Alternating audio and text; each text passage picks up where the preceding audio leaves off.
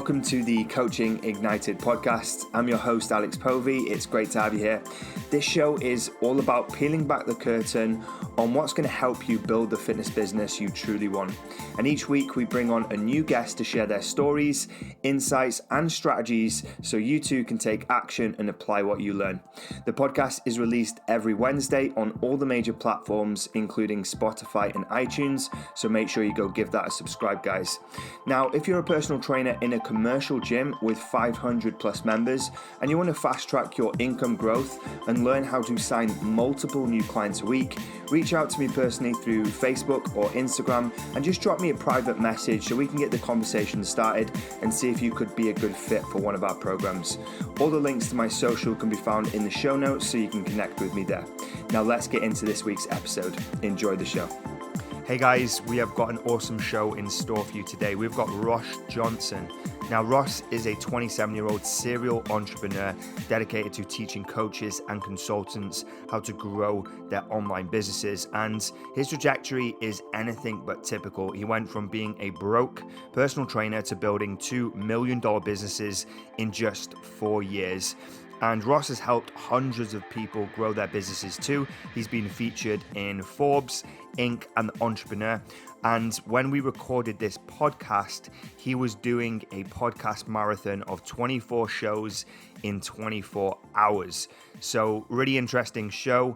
Lots to learn from Ross. He's got a wealth of experience when it comes to building a business. So this is going to be a really valuable episode for everyone listening. If you haven't already, make sure you subscribe.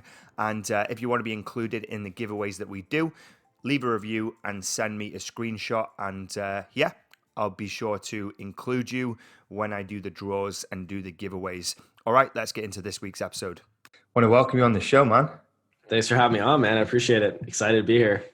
So this is going to be an interesting one for anyone listening. This is a little bit unusual. We've got Ross on today, and Ross is doing something a little bit crazy when it comes to podcasting. He's hopping around everyone's podcast and doing 24 shows in 24 hours. I believe we're on the 20th show now, and he's telling me he's in good condition. He's happy. He had a good night's sleep, and he's still going. But I'm intrigued, man. Tell us why are you doing this? Why are you doing 24 shows in 24 hours? Where did this idea come from? What's the purpose? What's the objective here? Yeah, so I do a lot of stuff on social media. I think we've been connected for a little while, so you probably know that. And I think, the way I look at things, I think it's a little bit different than other people. I try to look at outside industries and I try to pull information from outside industries into my industry. Because I think there's a lot of industries, they've proven things and they're proven things there and they're very well known there, but they're not well known in our industry. And one of the things I noticed is that people, they sit down on their phone, they're watching TV and they sit down on their phone, like they put their phone in front of the TV. It's like Instagram, Facebook, it's all interchangeable with television. You're a media platform, you're a media channel, you're like the news, you're like your own TV show. And if that's true, then I should probably be entertaining. If people are watching me instead of the TV, I better be pretty fucking entertaining. So I'm like, oh man, I'm going to start doing some podcasts. I want to get on some podcasts. This will be fun. And I was just like, what's a crazy way to do that in a way that other people will think is exciting and interesting. And so it's like a little social media stunt. I said, well, I'll make it an event. I'll just do 24 in 24 hours. I bet I could probably do that. And, I told a couple of people about it. And then someone I know who at Entrepreneur Magazine was like, well, if you're going to do that, I'll write about it. I'll interview you afterwards and we'll talk about it on there. And I was like, all right, this is like kind of a thing now. So I better post about it. And I got them booked up real quick. Like, I think in like 3 or 4 days I actually have more than 24 shows booked, but we got the 24 in a row, which is kind of what I really wanted. But then people were like, well, I can't make it that day. So let's book it for later. So I actually ended up getting more than that. But yeah, just thought, be entertaining, be fun, turn into a little event online, something that people could get interested in, And now I vibe with that totally. And like, there's so many people like putting out content and media online. It's sometimes hard to stand out, right? It's hard to cut through the noise because everyone is smashing the market, like hitting Facebook, hitting Instagram with their podcasts, with their content. with their posts, with their copy. And like you said, it's sometimes difficult to stand out unless you're willing to do things that other people are not willing to do, so that you get the things that other people don't get. Right? We know that, right? If you push the boundary, you get the fruit.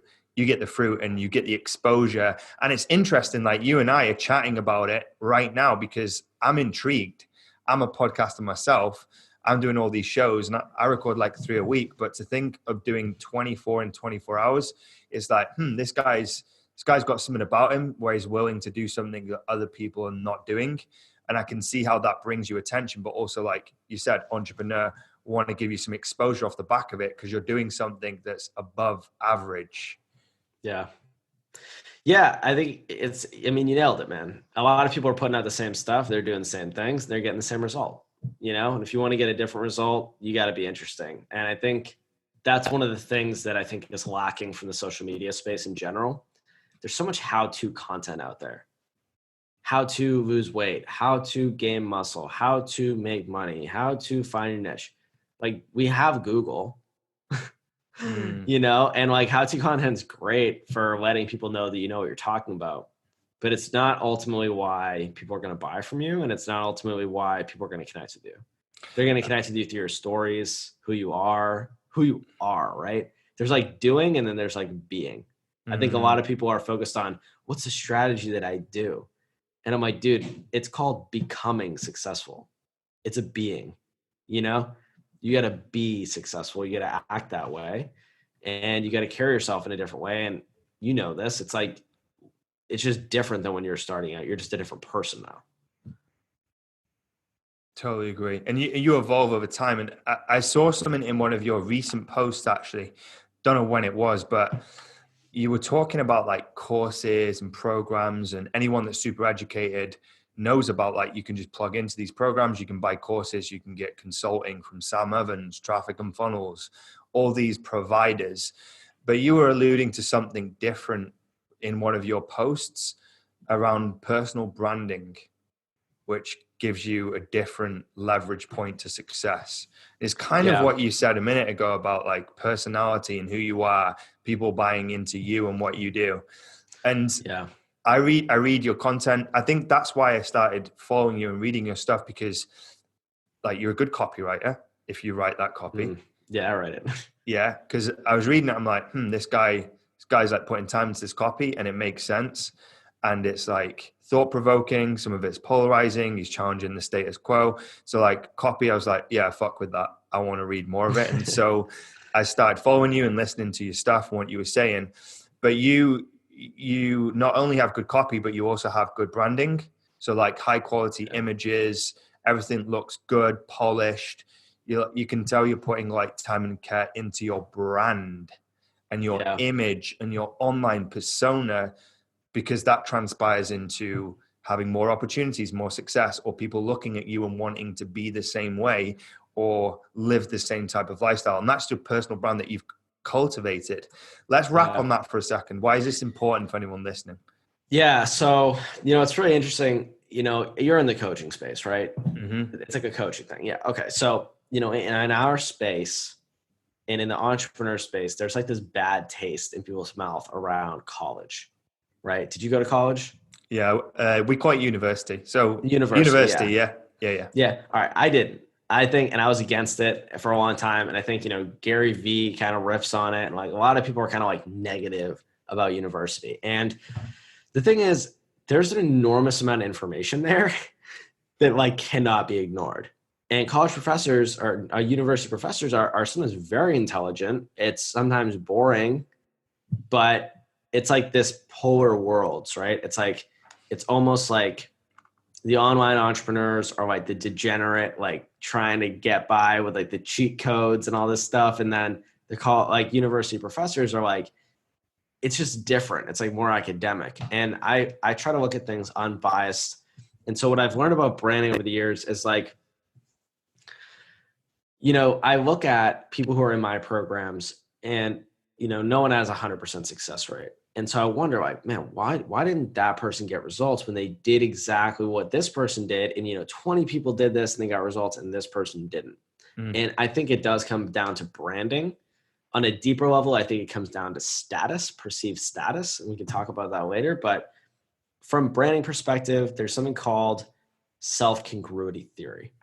And it's not something probably most entrepreneurs in our space know what it is, because it's like an academic term and it's a theory. People don't study branding theory usually. They learn branding from other entrepreneurs, and it's just all the same circulated information. So basically what self-congruity theory says is the more similar the brand's self-image is to the customer's self-image, the more likely the customer is to buy from that brand.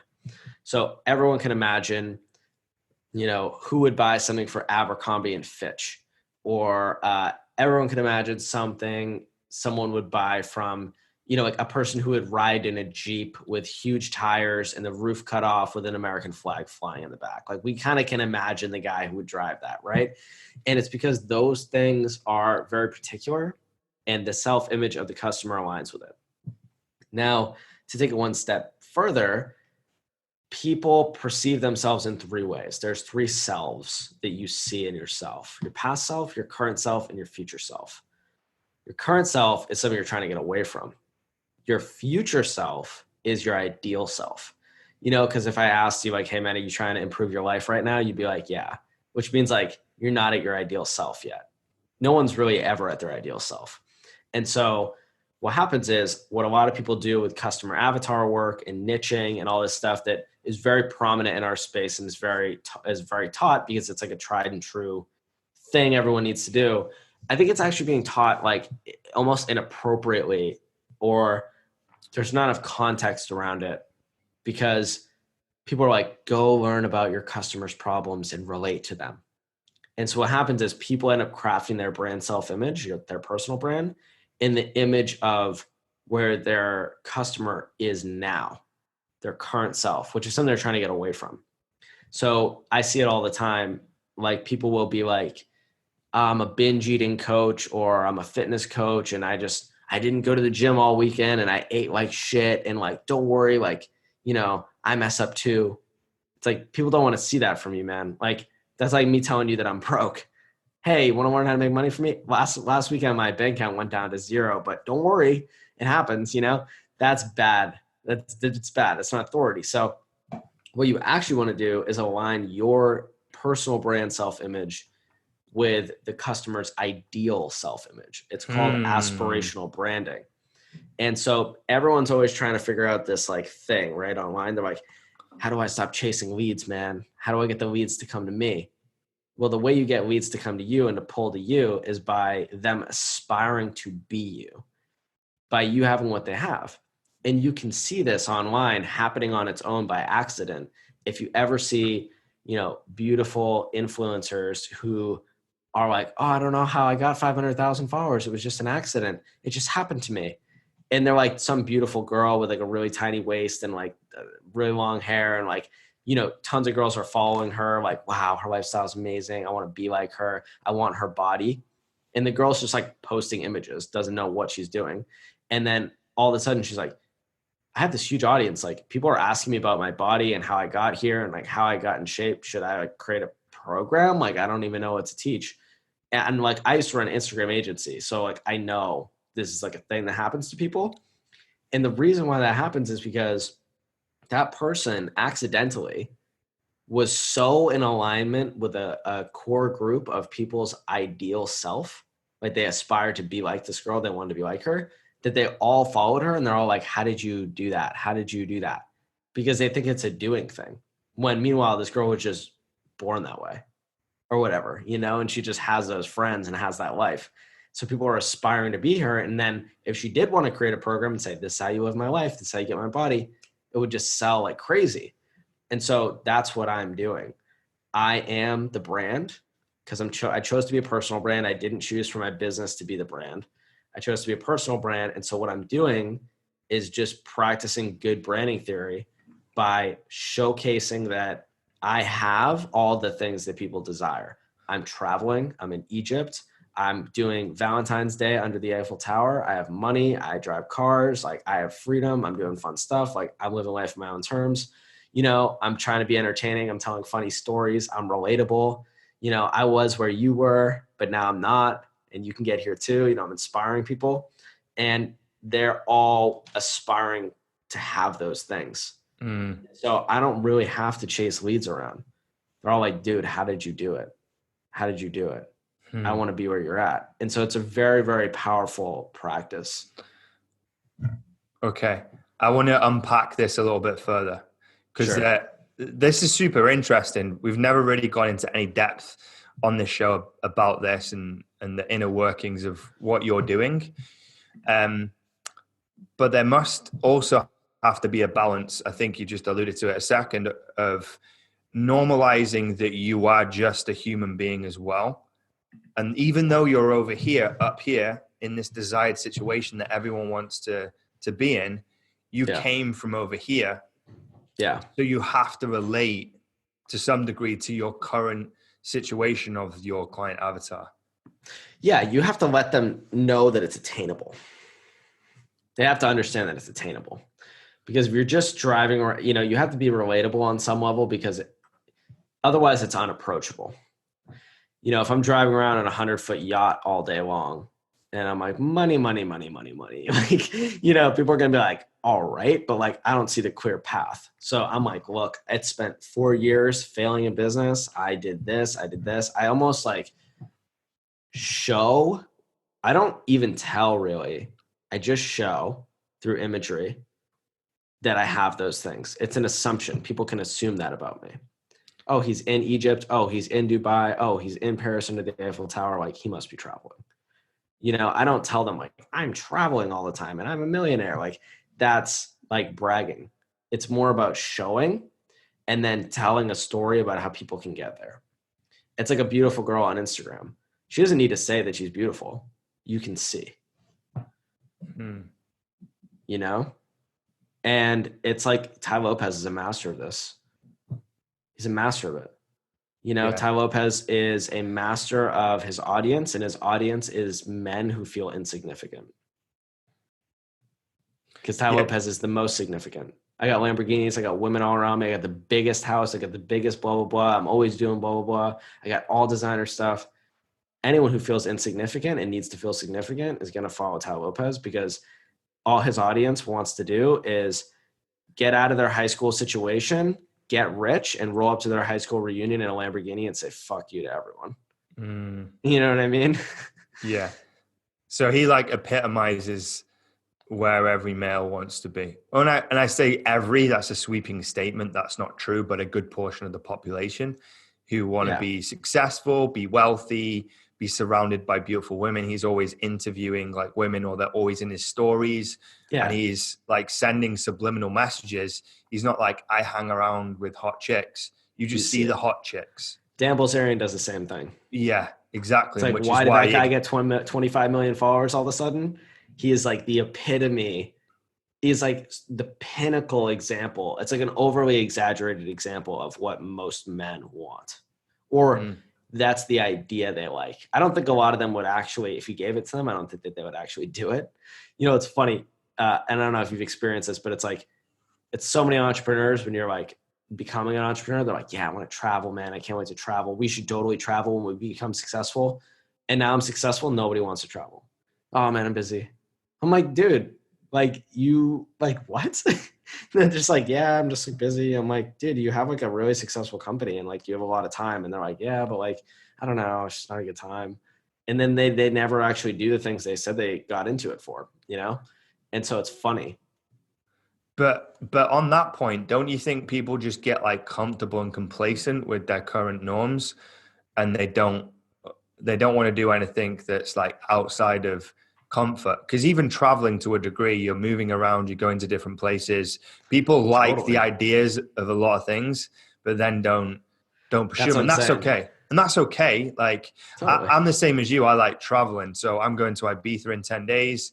I come straight back, and then I'm going to Nepal. Then I'll come back. Then I'll go. Huh? What, in Ibiza? Yeah. Nah. Isn't that an August thing? I'm going in August. Nah, I'm not a party animal anymore. So I'm just going there because my business partner lives in Ibiza, and I'm in the UK. So the UK is cold. The UK is like sub 10 degrees.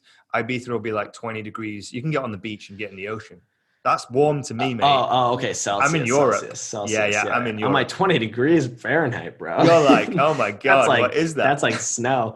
No, well, I was just in Paris and it's kind of, I don't know. It was cold there too. It was like 30 degrees Fahrenheit. I don't know what it was in Celsius, but yeah, I'm down with the whole travel thing. But again, it's like that stuff does sell, whether we like it or not, because people want to be wealthy. People want to travel. People want to be around nice women. Like it does sell, right? It's either their primal desires. wealth, health, or sex. Those are the key things that you should have in your marketing, right? If you want it to sell and convert. They're all indicators of high status.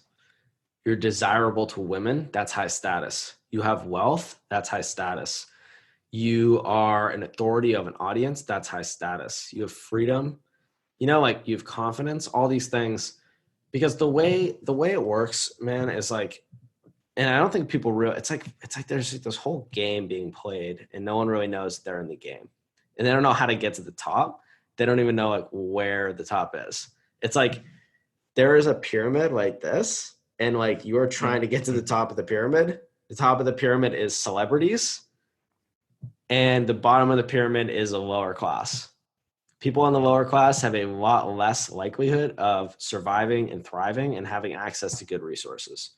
The higher you are to the top, the more likely you are to thrive and survive, and the better resources you have access to.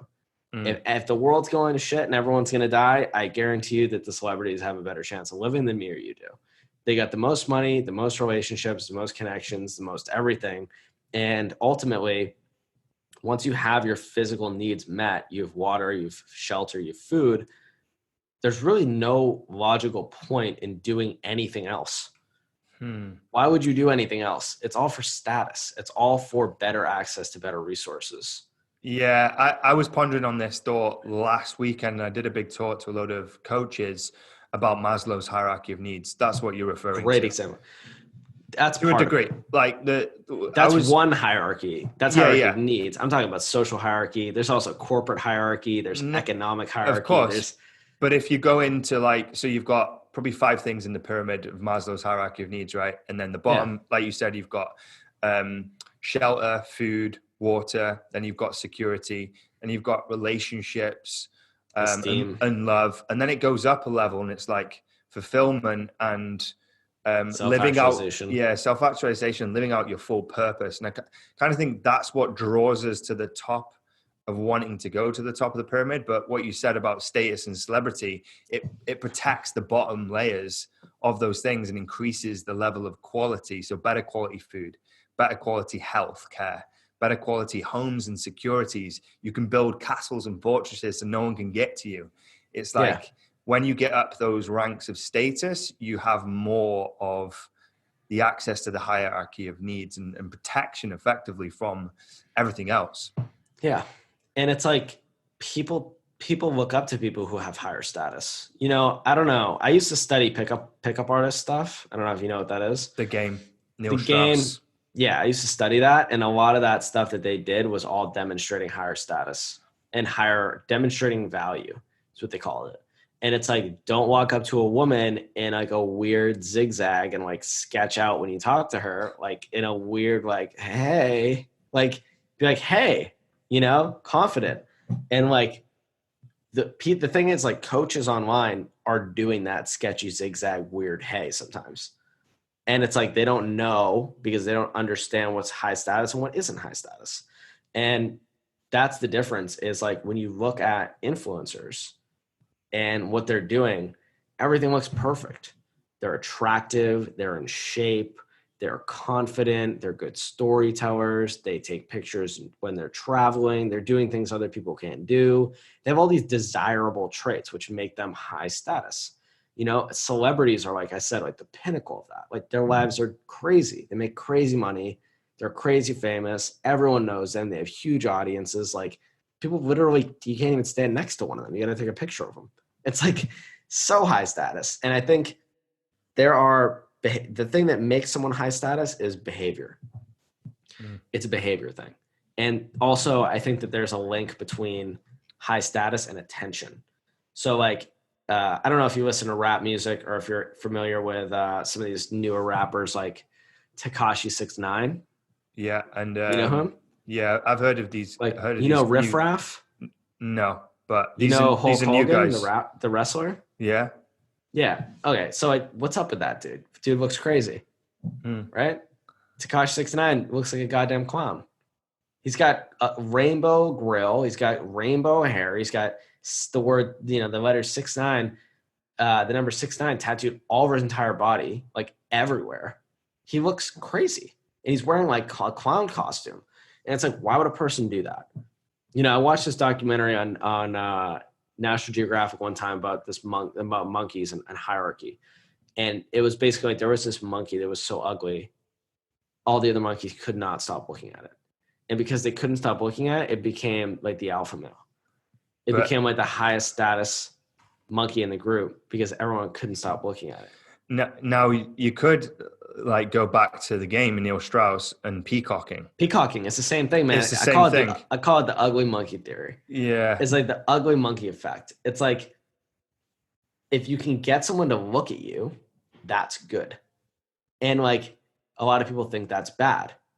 And it's like these rappers, they have tattoos all over their face. Like, why would someone get an ice cream cone tattooed on their face? Why would they do that? And you look at all of them and they're all the same way because they're all competing against each other to stand out. And it's like a really extreme example of what that effect looks like. And, I find myself sometimes looking at these people and being like, I'm on their Instagram for like 10 minutes. Like, what the hell is wrong with this person? Like, why are they doing that? And then I'm like, oh my God, they have my attention.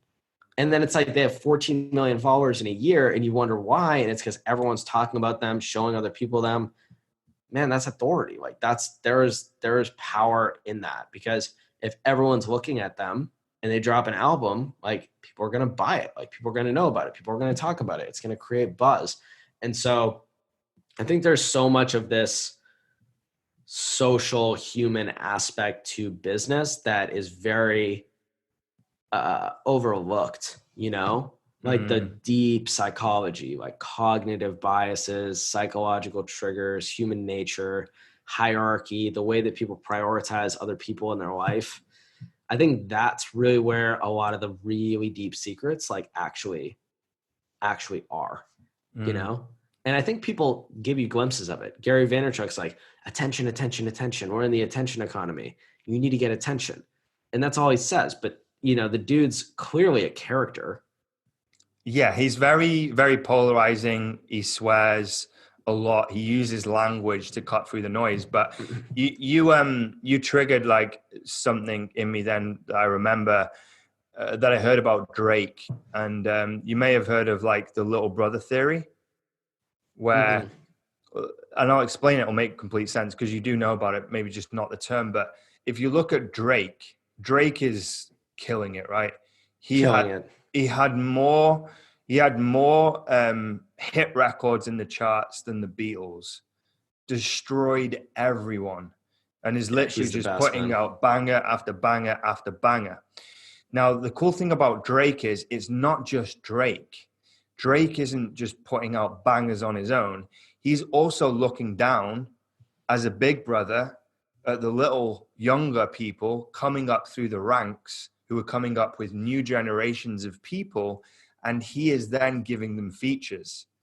So then he's penetrating that attention down below because like people that are younger than us are going to like things that we don't necessarily like because we like Drake up here, right? Yeah. We like Drake. But then these youngsters might like, I think it's like Little Uzi or like these new people that you're talking about. Yeah. Uzi Vert, right? And so what Drake is doing is he's penetrating those sub generations by piggybacking on the younger dudes who are different and who you'd listen to them and go, I don't fuck with that. And Drake understands that people will at that level and that age bracket because people want different. They want different to what their brother's listening to. They want the younger, the new stuff. And if it's weird, it doesn't matter because they just want different. And it could sound horrible, but it's different to what their big brothers are listening to. And it's the same thing. These people might seem like bizarre when you look at them because you're at Drake's level, like, this is what you like. And then you look down and go, I don't get that. That's weird to me. But then other people really like it because it's different. Totally, man. And yeah, I see even Tory Lanez doing that. It's like they're jacking their clout. They're blowing up. They have all the attention. It's like these big people are like riding their wave as well. It's really interesting, man. There's a lot to this whole dynamic thing. It's really, really deep, complicated topic, I think. And I think it's something that people should really seriously look into, because I think it's like the fabric of what humans are doing. Like ultimately, everyone's in the human business. We're all in the people business. And if you can't figure out what motivates someone to follow someone or deposit money from their bank account into your bank account, or to get them to change their diet or whatever, you're going to have a very hard time being successful. And that's really where the focus should be. It's not, on what's the best sales funnel. It's like, dude, why does a funnel even work? What do you like? What are the words you're using to persuade someone to take money out of their wallet and literally give it to you? And it's crazy to think that, these higher level people like Gary Vaynerchuk, Tony Robbins didn't very intentionally create a character out of themselves. Like they did. No one is just born that way. Like they definitely accentuated specific character traits 100% to make themselves stand out. They're not dumb. And like, I do the same thing. And I think that those people never talk about it. They're like, get attention. It's like Gary Vaynerchuk's like, I'm just loud. I'm just like irreverent. I'm just like blah, blah, blah. I'm like, no, dude, you're like, that works and you're accentuating it. Yeah. You turning up the amplifier. It's real, but yeah, you're amplifying certain qualities and maybe you're turning down other qualities to fit into a certain archetype. Because, I study television, I study screenwriting, I study movies, and I study character development through that process. And it's interesting. It's like those people, yeah, they're amplifying certain things, they're turning down other things. But when you watch a TV show, the reason why you fall in love with the character so much is because they fit into an archetype so well. And the thing is, there's archetype tests. Carl Jung is like very well known for like kind of coining this whole thing. And you can look it up, like archetype test, archetype quiz online, find out what type of archetype you fit into most. And then you can just shift your personality a little bit to being even more like that. So if you're a rebel, if you're more rebellious, maybe you start telling stories about times that you were a rebel and how that fits into your business, and like how you can kind of be a little irreverent. Gary Vaynerchuk is kind of like irreverent, and kind of, if you like gave someone, money on the street, like maybe just don't talk about that or something. Like, just talk about the things that align with the archetype and turn those up, and just don't worry about the other things. It doesn't mean that they're not part of you, but it's like, if you're going to be memorable, you need to be memorable for specific things. You need to be known for specific things. And I think that definitely takes work, because ultimately, people have done good things and bad things. People are nice, people are happy and sad sometimes. You're not always happy. You're not, but like you want to be known for certain things. And it's okay to do that. It is parallels between what you said there with like the archetypes and personality and like picking a group of people that you're going to service. So it's like Totally. niching down. It's the same principle as niching down, and just like picking a group of people that you're going to appeal to, and then you learn their language. You learn what their triggers are, their pain points, their desired situation, the terminology that they use. And it's the same thing, right? You're going like very deep into like one thing so that you can cut through the noise. Because if you're too vanilla, then like no one's going to hear you shouting in the audience, because there's just so many people screaming.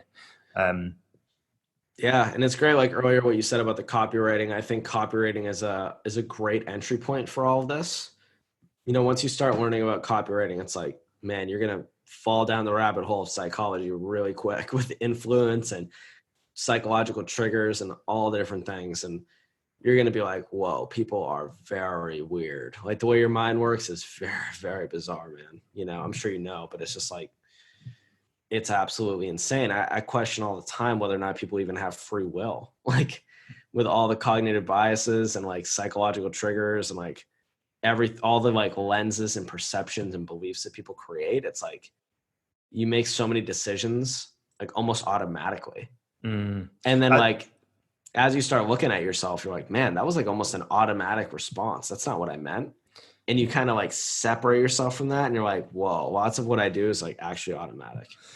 I think something that's very, very interesting is like if I took your phone and you took my phone and we looked at what was in both of our phones, there would both be two completely different worlds that we'd see. Say we opened up Instagram and I opened up my Instagram based Yeah. on like our habitual behaviors and our likes and our interests. We're forming our own reality of the world, and it's getting very, very one dimensional.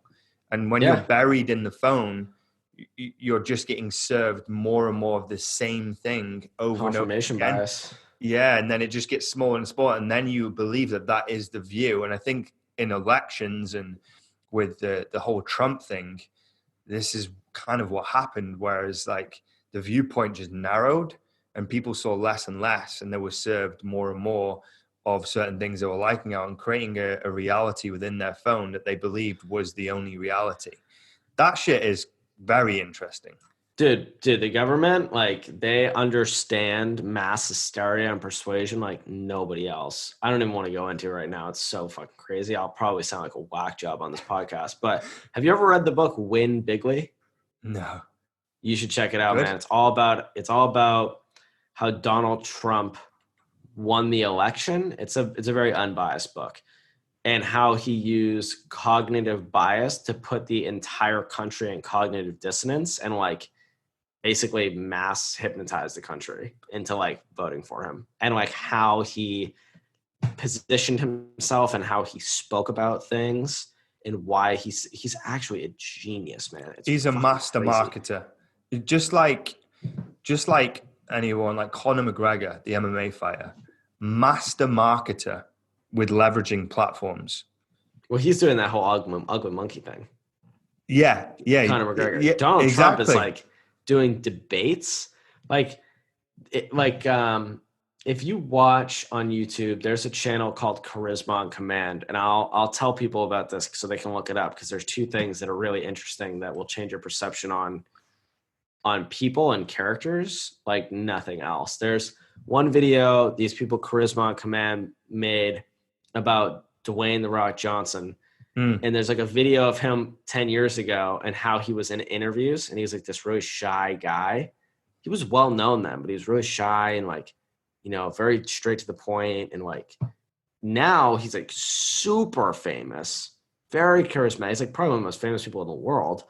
He's more famous than the Kardashians. And it's like he's very charismatic. He tells jokes. He won't just give you an answer. He'll like delay it and like tease it out for a long time. Like he does all these things, and they put together this like 10-minute video showing before and after, and they break down all the psychology of the things that he learned how to do with his personality. Cause it's a YouTube channel about charisma. And there's another one too, where they break down Donald Trump's debates, where like he was like, they would corner him like, oh, Donald Trump, isn't it true that you like sexually assaulted a woman? And he's like, only Rosie O'Donnell. And like makes a joke about it, and everyone laughs, and everyone just immediately forgets the question that was asked. It's like, that's persuasion. Like that could have ended his campaign right there. Isn't it true you sexually assaulted a woman? Like he just makes a joke, everyone laughs and forgets about it. I was like, dude, what? I was like literally like, that is like insane right there. That was nuts. And there's so many examples of that. If you watch his elections and watch people who understand psychology break down his answers and how he responds and how he positions himself all the time. Expert at positioning, man. Expert at branding. It's absolutely insane. People think he doesn't know what he's saying. He knows exactly what he's saying. It's crazy. Yeah, it's fascinating. I did watch the documentary of his rise into office. I've always like, don't know if the word admire is how I describe it, but maybe it is, but I've always like looked at him from a young age because he had all his books, the real estate books before he became in office. And he dropped a little hint like probably a decade ago that he would be the president. And I was Dozens of like, times. yeah, he drops it a lot, doesn't he? He drops those little hints. And He's like, even oh, there I don't was, think I will. I don't think I will unless I have to. yeah, and there was even something in The Simpsons where they depicted it of him being the president. And I was reading his books as like an 18-year-old kid. And I was like, imagine Crazy. if this guy was in power, the world would be great. Because look at him, he's a successful, ultra wealthy person. All he's going to do is create wealth for everyone. It would be great if he was in power. And he just said a couple of subtle cues, like way before he'd ever gone down that And he was like path. 20. Yeah. Yeah, he is already manifesting that and thinking of that destination way before he got there, which He is super doesn't lose, interesting. man. No, He doesn't he is a lose. tyrant. He's literally, he is very powerful, if not the most powerful person in the world. Yeah. When he won the election, I was like, there's nothing this dude can't do. I mean, like he's just done everything. I'm like, dude, you're just like a multi-billionaire. You're like a celebrity on TV shows. You like crafted. You should read the book Win Bigly, man. If you're interested in this stuff, it's fascinating because it's written by a person who's like a trained hypnotist, and he studies like psychological biases and stuff like that. And they breaks down like everything Donald Trump did and like why he's the way that he is and like how smart he actually is. And like, it's fucking crazy, dude. It'll blow your mind. It's a great audio. I'll check that out. I've dropped it in the comments for anyone listening on Facebook, but I want to bring it back around. We've kind of done this podcast in reverse. Generally, I start it by like setting the stage, the context as to you and your journey and what you've done. We didn't really go into that because obviously your marathon and the unique situation that you're in right now with these podcasts. But I want to give people kind of an insight into you as well, because you started off as a trainer, right? As a personal trainer. Is that right? That was part of it. Yeah, that was part of it. But I'd like to hear kind of like the journey that you went through from being where you were to now having multiple 7-figure businesses, one of which I believe you exited at the age of 23, 24. So yeah, just tell us about that for anyone who's intrigued, like who is Ross Johnson? Yeah. So my story is basically like, I didn't grow up with a lot of money. Money is a big conversation in my family's house. Like, like we're going to lose the house. We don't know if we have money for school lunch, like, stuff like that. And so I took responsibility from like a really young age when I was like 12. And I was like, yeah, I'm just not going to ask you guys for money. I'm going to like basically sell Italian ice and ice cream and work at a candle store and deliver pizzas and deal drugs and sell skateboards and everything, man. I dug up clams for a living. Like I was an oyster farmer. Then I became a personal trainer. Then I became a photographer. Then I built online courses and they failed. And then I started a blog and a YouTube channel and I wrote a book and I started a digital magazine and then I became a productivity coach and then I started a web design agency and everything failed, man. And somewhere in between that time, I read the book 4 Hour Work Week. And I was like, man, Great book. I was like, man, online business is definitely the focus.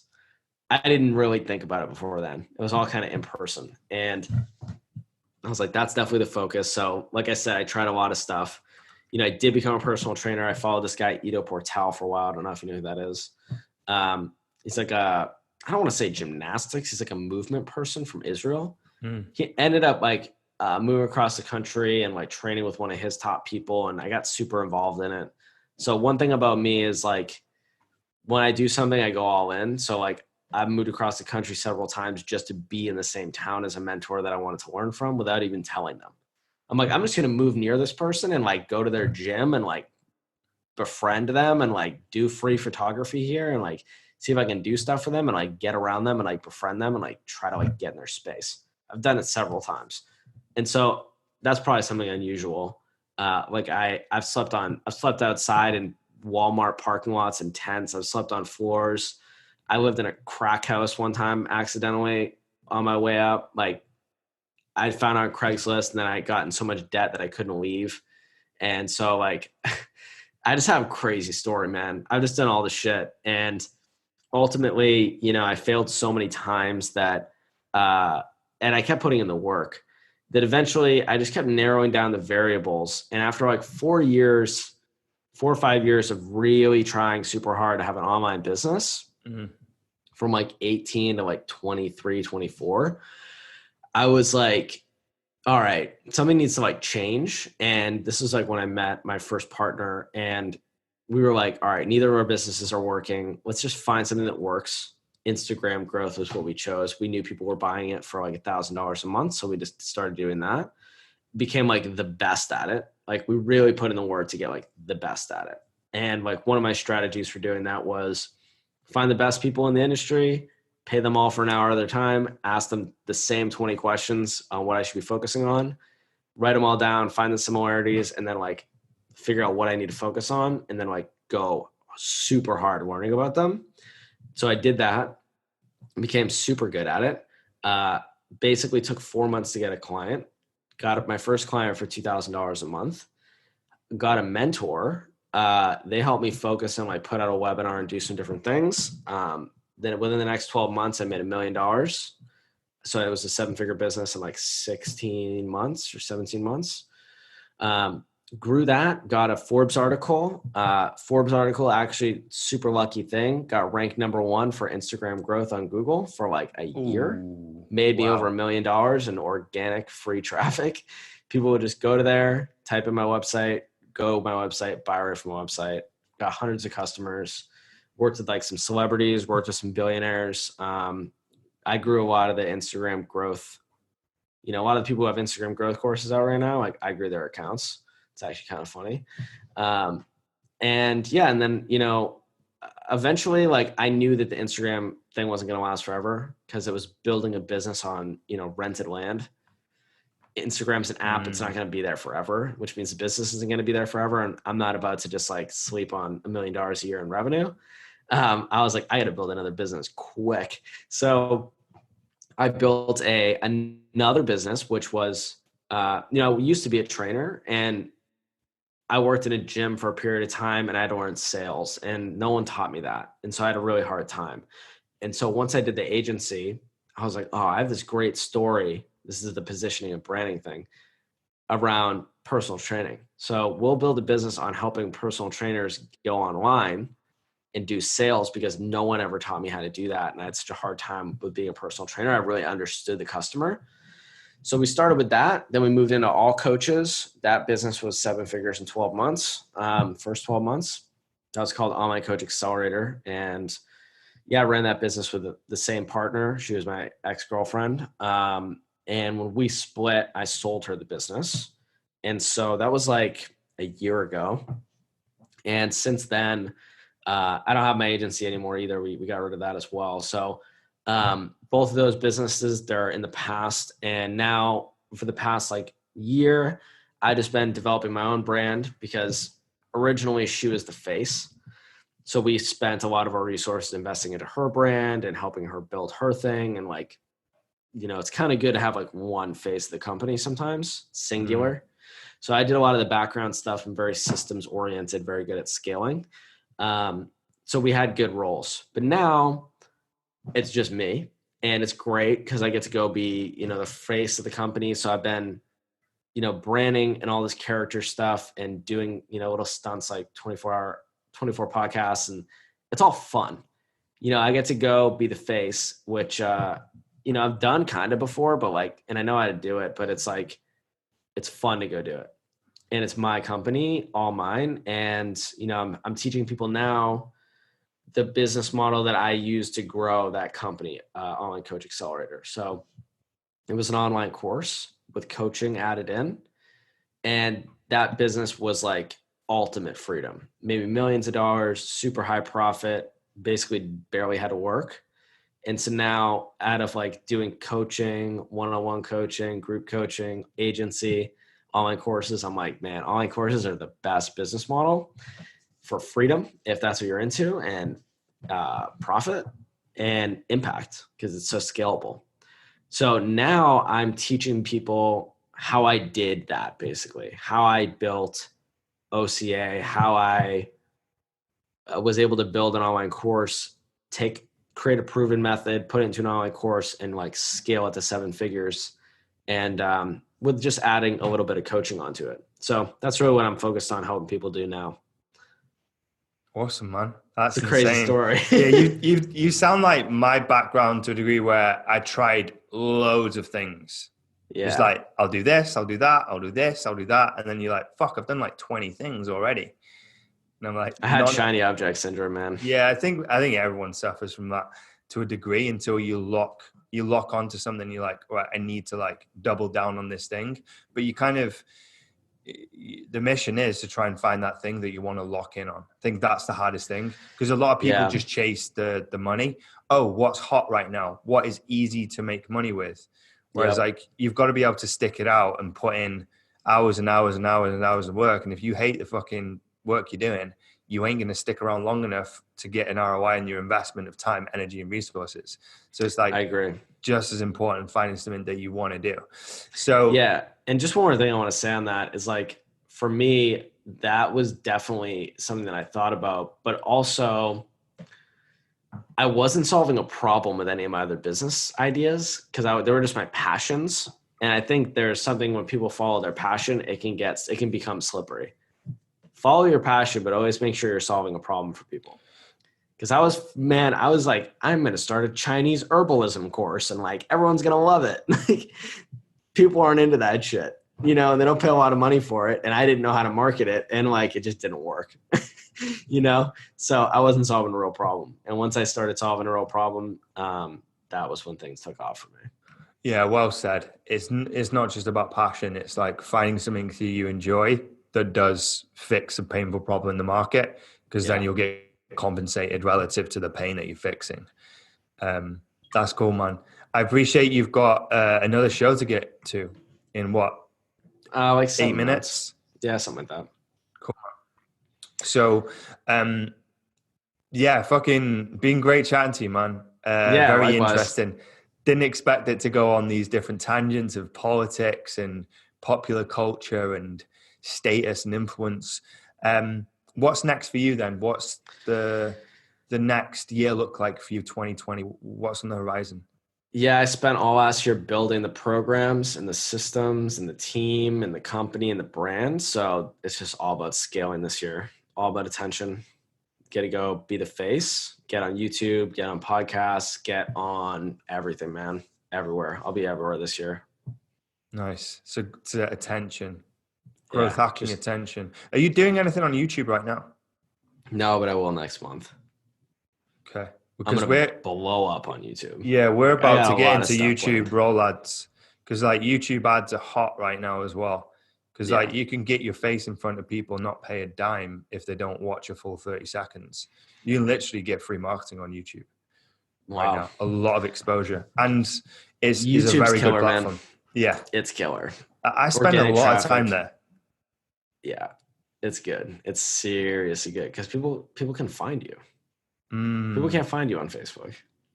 No, because you don't search on Facebook. You literally just go to your connections, or you scan the feed of who's already in the network or who you already follow, unless you're adding people constantly. So yeah, I see that. I see how YouTube is such a good platform, but it does require more investment, higher production, more time, editing. There's a lot more that goes into job. Yeah, there's a lot that goes into building a YouTube channel, one that's like doesn't look like dog shit. Yeah. That's why I'm waiting. I'm going to Puerto Rico next month, and that's one of my biggest focuses. Nice, man. Awesome. Yeah. So want to thank you so much for coming on the show. It's been great chatting to you. I've put some links in here. We've got at Ross Johnson on Instagram. That's right. Yep. And we'll include any of the show notes that I think your assistant sent over when this goes out in a couple of weeks. But I just want to thank you, man, for coming on, and I hope the rest of your podcast go well. Yeah, man. I appreciate you having me on. It was a good chat. All right, awesome, dude. You take care. Thank you for tuning in to this week's episode of the podcast. I hope you enjoyed the show. If you did enjoy it, I'd be really grateful if you could leave a short review on one of the platforms. And if you're a personal trainer in a commercial gym with 500 plus members and you want to fast track your income growth and learn how to sign multiple new clients a week, reach out to me personally through Facebook or Instagram and just drop me a private message so we can get the conversation started and see if you could be a good fit for one of our programs. All the All the links to my social can be found in the show notes, so we can connect there. See you next week.